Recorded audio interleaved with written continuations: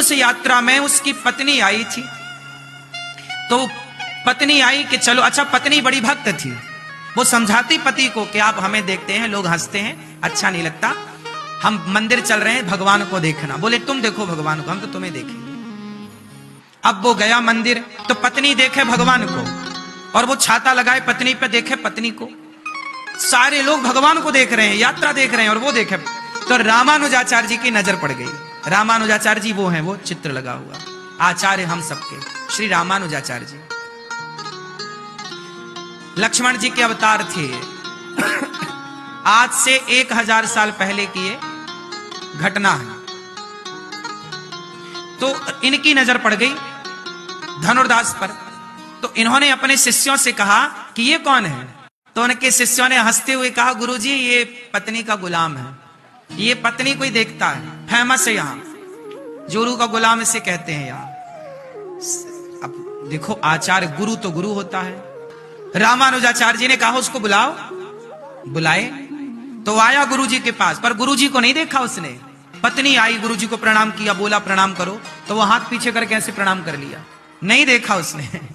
तो गुरुजी ने कहा अच्छा चल देख मत, कम से कम सुन, ये बता तू अपनी पत्नी को घर में देख, कमरे में देख, अकेले में देख, तो बात ठीक भी है। तो सबके सामने ऐसे देखता है, लोग तुझ पर हंसते हैं, तेरा मजाक उड़ाते हैं। अच्छा, तो उसने कहा गुरुजी मेरी पत्नी बहुत सुंदर है, मुझे फर्क नहीं पड़ता कि लोग क्या कहते हैं, मैं बस देखूंगा, मुझे रस मिलता है इसे देखने, मैं इसको देखे बिना रह नहीं सकता। गुरुजी ने कहा अच्छा एक बात बता, तेरी पत्नी इतनी सुंदर है, यदि मैं तेरी पत्नी से सुंदर तुझे किसी से मिलवा दूं तो बोला धनुर्दास कौन है? बोले हमारे रंगनाथ भगवान। अच्छा, तो गुरुजी बताओ हमारी पत्नी से सुंदर है ना? वो बिल्कुल अनपढ़ आदमी था, भगवान के बारे में नहीं जानता था, क्या होते हैं भगवान, क्या होते हैं, उसका कोई दोष नहीं था, क्योंकि वो सत्संग किया नहीं, जानते नहीं कि भगवान क्या होते। आज पहली बार गुरुजी मिले तो बताए गुरुजी कि भगवान बहुत सुंदर होते हैं। तो बोला अच्छा, तो क्या भगवान हमारी पत्नी से सुंदर है? भगवान बोले बहुत। तो बोले सवेरे की मंगला आरती में आना। लो भैया, वो घर चला गया और सवेरा 4 बजा सवेरे का, तो वो चला। अब रामानुजाचार्य जी रंगनाथ भगवान के पास गए। अच्छा, रामानुजाचार्य जी साक्षात लक्ष्मण जी के अवतार हैं। रामानुजाचार्य जी रंगनाथ भगवान से बात किया करते थे। जब रामानुजाचार्य जी का शरीर शांत हुआ, पूरा हुआ, तो रामानुजाचार्य जी के शरीर को ले जाकर लोग जमीन पर विसर्जित करने लग गए, समाधि देने लग गए। तो रंगनाथ भगवान उठकर बोले मेरे रामानुज मत जाओ। तो भक्तों ने कहा कि अब इनका तो शरीर शांत हो गया, तो बॉडी का क्या करेंगे, जलाना या गाड़ना पड़ेगा जमीन पर। तो भगवान बोले कि नहीं, मेरे सामने बिठा दो। आप आश्चर्य मानेंगे, विज्ञान साइंस के युग में हम सब जी रहे हैं, आज साइंस के लिए चुनौती है। आज इस बात को 1000 साल हो गए। तो मैं आपको सुनाऊं कि रामानुजाचार्य जी आए भगवान के पास और भगवान से बोले सुनो प्रभु, वो धनुर्दास आएगा 4 बजे, थोड़ा सज धज के दिख लेना, है ना, काला ऐसी न रहना जैसे हो, भगवान का विग्रह तो काला है ना। बोले यदि ऐसे ही दिखोगे तो वो कहेगा लो ये तुम्हारे भगवान है, काला। हे प्रभु थोड़ा उसके लिए अच्छे बन जाना। अब रामानुजाचार्य जी ने भगवान से प्रार्थना, देखो गुरु का काम क्या है, गुरु का काम है कि आप शिष्य को उठाकर भगवान के चरणों तक पहुंचा देना। वो धनुर्दास पत्नी का गुलाम था। पत्नी सवेरे 4 बजे आई, मंगल आरती का टाइम हुआ, भगवान से प्रार्थना रामानुजाचार्य जी ने कर ली थी कि प्रभु थोड़ा सज धज के आना। अब जैसे ही पट खुला, पट मतलब पर्दा खुला, और भगवान का जब प्रथम दर्शन, भगवान अकेले में ले जाकर रामानुजाचार्य जी ने धनुर्दास को पकड़ा कि तुम आओ यहाँ। पत्नी यहीं खड़ी है, पत्नी भी खड़ी थी, दोनों खड़े।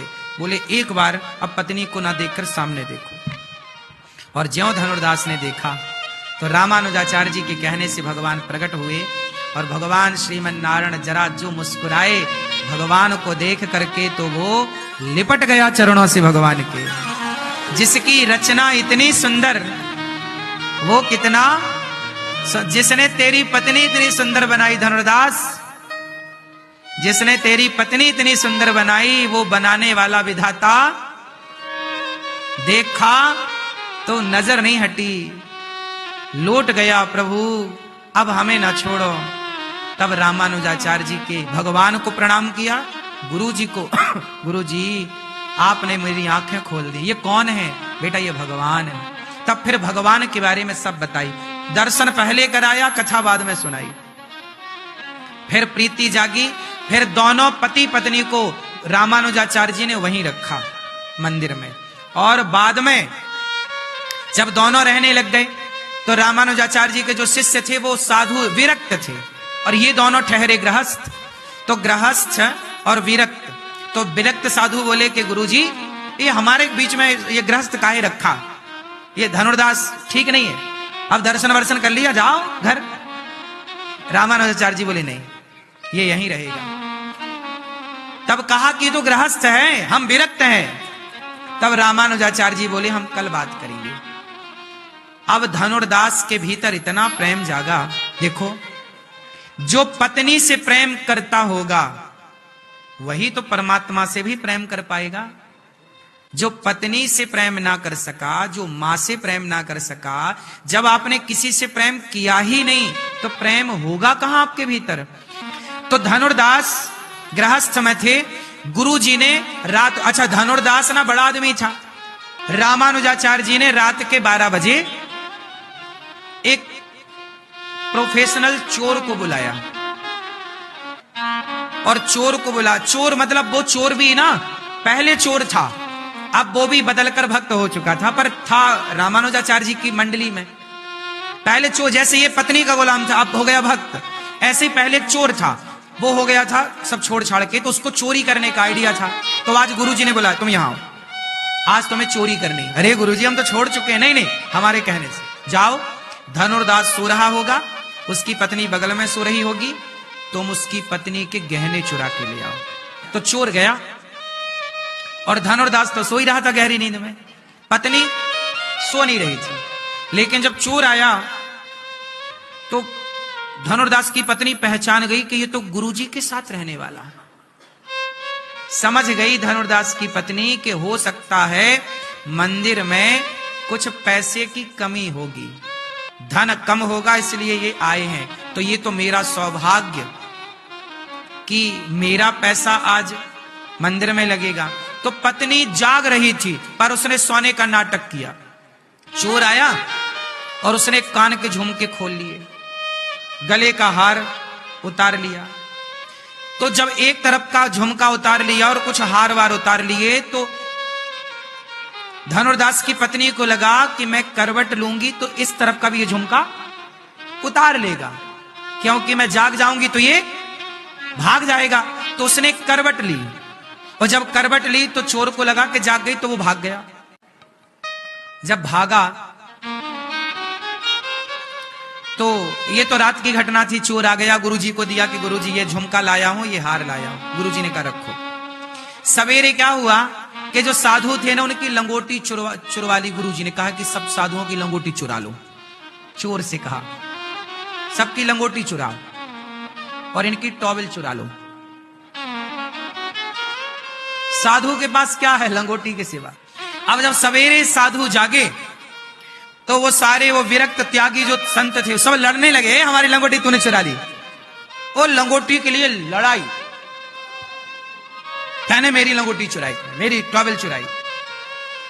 तब तक सवेरा हुआ तो धनुर्दास की पत्नी अपने सारे जेवर, सारा सोना, सारी चांदी, सारा पैसा थाल में रखा और लाकर गुरुजी के चरणों में रख दिया। गुरुजी, कल यहां से एक सेवक आया था,